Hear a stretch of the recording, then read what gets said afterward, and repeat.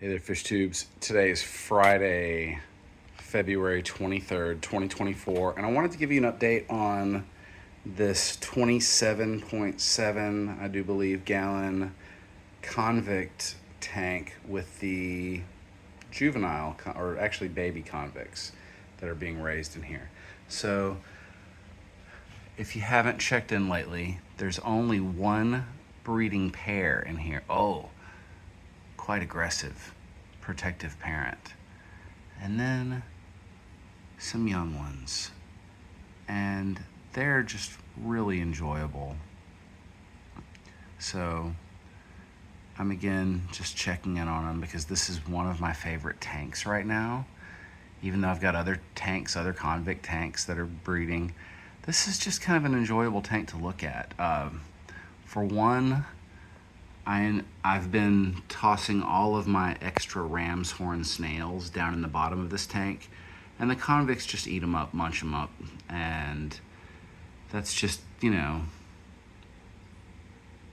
fate of my ram's horns. And I've got a twist tie that's ended up in there. I don't know how it got in there, but I've been noticing it for about a week and needing to pull it out. But again, a view at the top of the tank, one sweet potato, which is all of these vines are coming from that, and they're growing literally, quite literally, to the ceiling now. They're absolutely touching the ceiling, and I've had to pull them down more than once, but that's okay. We're just at the cusp of the break between winter and spring here in central Arkansas, and with this year's weather. One of the things I'm waiting for on this particular sweet potato before I break the slips off, generally we'll start seeing roots growing out from the base of each of these vines. And I don't know if it's just the particular type or variety of sweet potato this is or what, but I'm relatively familiar with the Ipomea family, which includes sweet potatoes and also morning glories. In fact, our wild sweet potatoes here in Arkansas are known as man of the earth, and it just looks like a white morning glory with a pink center of the flower.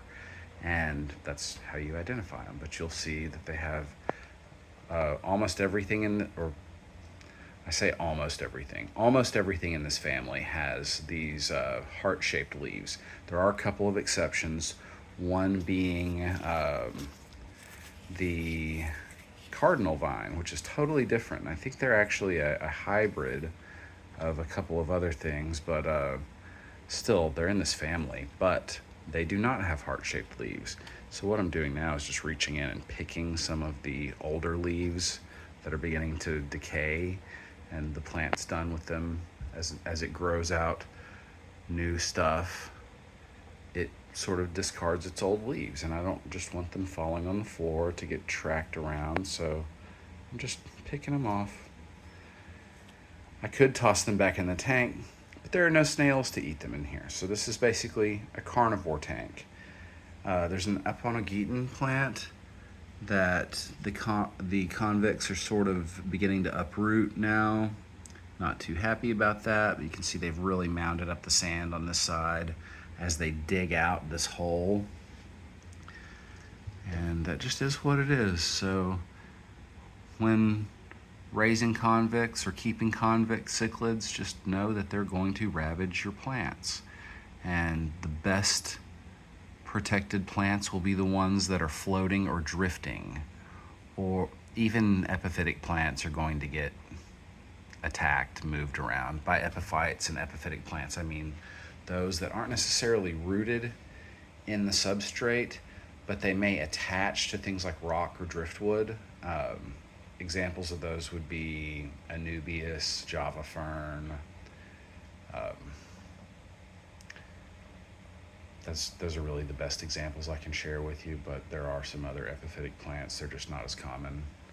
So yeah, looking down in here, we can certainly see the parents, we can see the babies, and we can see a bunch of dead snails, or rather we can see their shells. And at moments, I just have a hard time finding the babies, and then I'll find like a bunch of them all at once and go, oh wow, they're doing okay, good. So, gonna zoom. Brace yourself. Uh-oh, I'm zooming the wrong way. So what do I feed the babies? Nothing.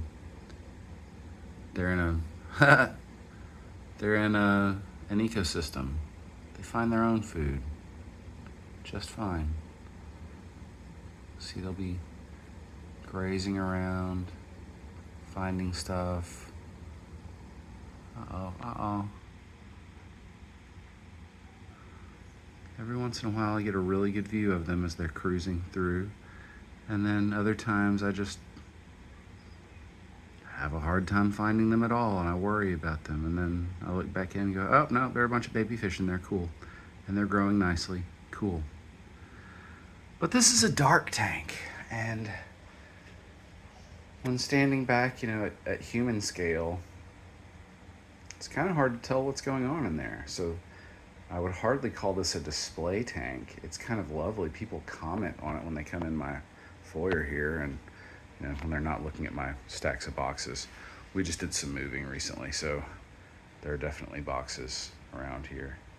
But people come in and look at this desk and they go, ooh, wow, and they want to ask about the plants coming up out of this tank for obvious reasons. And they don't ask about the science equipment behind it. They don't ask about the little tanks beside it. They just want to know about the stuff growing up here. So I'm happy to share that. And honestly, being that this is an unfertilized tank and it's only got right now 2 adult cichlids and a group of babies, it's probably kind of lean on the fertilization. And being that it's Friday, it's water test day around here. So shortly I'm going to be writing what I call a weekend reminder for the Arkansas Planet Aquarium Club, which is a group I created 3 or 4 years ago.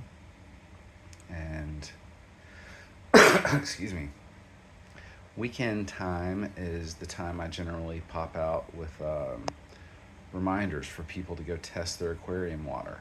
Now, some people think tank maintenance involves hustling buckets of water or siphoning water out and replacing it with, you know, something from their faucet. That's not necessarily what good tank maintenance is. Good tank maintenance starts with water testing. Good regular water testing and record keeping, I should say. And the way I do that is by first, I keep, you know, relatively natural-esque aquariums, so I'm not really worried about the ammonia level or the nitrite levels. I generally assume those and chlorine are 0, always 0. 0 from the start, 0 to the end. And that's because I actually understand this myth that people suggest that they call the nitrogen cycle, which actually is not a cycle at all in a heavily planted aquarium like this. I'm just getting a look at the babies that are venturing up to the top now. This is the first time I've seen them up in the upper reaches of this tank. Zooming in. It's the first time I've seen them up there. So we're a few weeks into no guppies in this tank, which is, for one, why the convicts are surviving, and for 2, why they're able to come up to the upper reaches without getting chased.